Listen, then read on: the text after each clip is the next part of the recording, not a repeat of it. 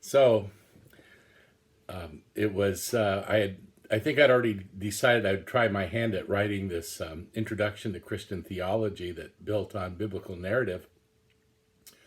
But I got to tell you this little story that's still kind of amazes me. So I was going to go preach. I'm teaching at Northwest Nazarene College now, and I had a preaching gig. Oh, it was a good 2 hour drive. It was quite a long ways. This is in Idaho. You have long stretches between towns and churches and such.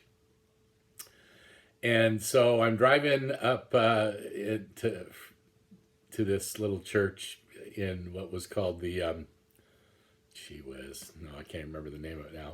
But anyway, some place in Idaho. And on the way, I've got all this time to think, and I start thinking about this book that I'd like to write. And I'm going to tell you something that's absolutely the truth. Maybe I'd already thought about a title. I'm not sure, but by then, certainly that morning, if not before, I thought the story of God. Well, that's not the thing. The thing is, as I'm driving, no kidding, the whole outline of that book, just, I almost want to say, I'm going to use the passive voice, was given to me. I don't want to overstate this. I don't think it's a product of divine inspiration or anything. But maybe the outline is. I mean, it was so weird. I saw part one, part two. Oh, I think it's got 6 parts. Yep, 6 parts. No, much better. 7. 6 sounded a little, 7, very biblical, number of wholeness and perfection. So 7 parts, 30 chapters, and all of the titles for each part and every chapter. I just sort of envisioned it. Titles of the chapters. Obviously, I didn't envision the actual text yet. But that whole outline, so I'm driving and I get to this church in, I believe it was called the Magic Valley area, Magic Valley of Idaho. I lived in Treasure Valley. Magic Valley was quite a ways away. I do not remember a thing about it seeming magical to me, by the way. For that matter, there's not much of a treasure in Treasure Valley. I mean, I have to admit, I like San Diego a lot better. That's not the point. I got to this church and I preached in the Sunday morning service. And this was back in the day when virtually every Nazarene church congregation had a Sunday evening service as well. And I was staying the whole day to preach in the evening service. Just so happened that there was a family or a couple there. Their kids were all grown by now. A couple in that church, Filer, Idaho was the name of the town, Filer, I'm remembering now, who I had known. They had been part of the church of which my family was members in Washington, several hundred miles away. So they'd moved. But I remembered them well, and they remembered me, and I'm sure they thought it was pretty cool that I was a professor and I came to their church and preached. So they hosted me and had Sunday dinner with them, and then they graciously provided a room for me to rest, take a nap, maybe, I don't know, put some notes together for a Sunday night sermon. But what I did first was absolutely get out a piece of paper and write down that whole outline that I still remembered from driving up, earlier in the day. Hadn't forgot it during the sermon, thankfully. And I'm telling you, I just wish I still had that piece of paper. I think I kept it for a while, but it's long gone. But it did actually become, word for word, the contents, table of contents, for this first edition of the Story of God, which I wrote pretty feverishly over the next couple years. Shared manuscripts with the class, the Survey of Christian Thought class that I wrote the book for. And I didn't know whether the Nazarene publisher would publish it as I was writing. I don't think I even thought it was a 50-50 chance. I thought Now, I'm going to be saying some things in here that kind of push some envelopes. It's got a little bit too much of that Frederick Sontag lurking between the lines. And so I might have even thought, in fact, I'm sure I did think I would probably try with Abingdon Press, which was and is the United Methodist publisher. So still Wesleyan, but generally a little more on the, we'll say, the progressive slash liberal side of things. And they had published this book by Frederick Sontag, What Can God Do? Was that the name of it? I didn't bring it in here, but you remember the book. Yeah, What Can God Do? So I was probably thinking, well, Abingdon, but I tried first with the Nazarene publisher. It has changed its name since then, but back then it was called Beacon Hill Press of Kansas City. I did not know their general editor. Bonnie Perry is her name, and she is still with them. I mean, she has been a faithful and excellent. Oh, she's so good. And I was sold on how great she was by the fact that when I sent her my proposal with my outline, which we all know was fully fleshed out, and I know I sent her a few sample chapters, she was actually quite enthusiastic about it. And I don't know that she sent me a contract right away, but she was very encouraging, wanted to see more. And I'll just say that the additional factor in this book, which did end up being published by Beacon Hill Press of Kansas City, our denominational publisher, was that we have a book committee.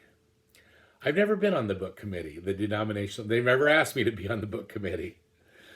But the book committee's purpose is to, oversee things that are published by the Nazarene publisher, to make sure that things that are published, toe the line, as it were. I don't think I knew that such a committee existed at that time. I just didn't know that much about any of that sort of thing. But I'll tell you the thing that's pretty remarkable is how quickly, once I got that manuscript into Bonnie Perry, the turnaround in getting it published. And, I think I've mentioned that one of my colleagues in Idaho was Dr. LP's dad, George Lyons, who expressed considerable surprise about how quickly my manuscript had been turned into a book, albeit with this cover. Ah! I like to call it UFO over Las Vegas cover. Just a little bit too much happening there in terms of color. Pick a color.